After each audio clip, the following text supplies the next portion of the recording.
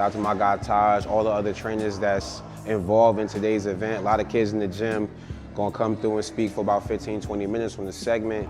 Just give my story, give my free gyms in person. Just expand this project even more for what we're doing this year. And just shout out to my guy behind the camera, B Rose, man. Let's get to it.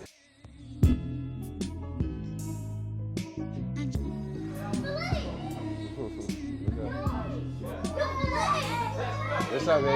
You all right? Where do you want him to go? Down? Okay, all right. What's up? I'll be back. Yeah, really? Good. Can't complain, bro. Chilling, man. Yes, sir. What's up, baby? You all right? Yeah, we gotta get to it. What's up, baby? You all right? You know what it is. I'm boy Nelly Ski. You know, we found out. Boy. Going for a stop. If you haven't got a basket, you going for a stop.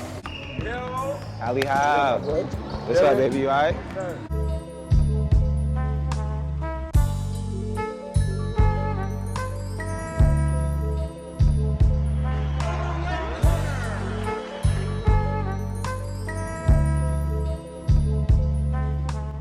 I didn't have this opportunity when I was growing up. My parents couldn't afford this type of stuff, you know, so my thing was going in the parks. I would play basketball in the parks, I would train in the park, so I like giving back to the community because when I was young, like a lot of people didn't give back as much.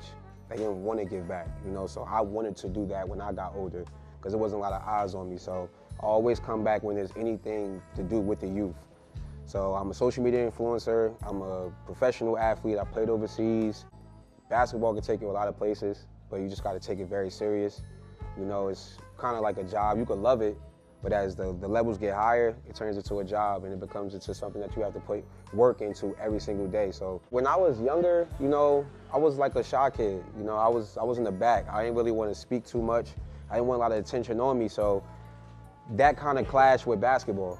You can't be shy. You can't be in the back when you're trying to play basketball. You got to be out in the open. You got to be attentive. You got to be loud when you speak, especially for my point guards. If you got point guards in here, you know, you'll never get respect from your teammates if you don't speak and you don't lead and you don't lead by example. So I think for me, my biggest pillar was my pops.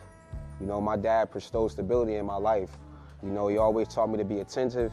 He always taught me to be sharp. You know, if you want to get somewhere in life, you got to pay attention. Taj made a lot of y'all do push-ups because he told y'all to get the basketballs and sit in the middle. Things like that translate over to when you get to the higher levels. Coach say, be to practice at 8 o'clock. I'm there at 7:10. You know what I'm saying? Like, you late if you there on time. And some coaches move like that. You know, it's better to be ready than not be ready. So I always say that for myself. So my journey growing up was just hard work. I didn't have the intangibles. I didn't have coaches calling my parents, oh, I want Jesse to come here. I had to work hard to get seen so they can call my parents and say, we want to bring Jesse here. So majority of my high school, I didn't play varsity. I didn't play like that. I played freshman, I played JV. You know, a lot of people overlooked me, but you know, that happens in life. The biggest thing I took out of it was my parents. My parents mean more to me than anything. Like my parents sacrificing their self, taking me all the way to camp, taking me all the way to games. My father took me to every basketball game I've ever had. So me putting the hard work in the gym, me getting better was giving back to them. Them sacrificing everything. Your parents is back here for a reason. They're not here to bring you here because they just want to be here. They want to be here for you.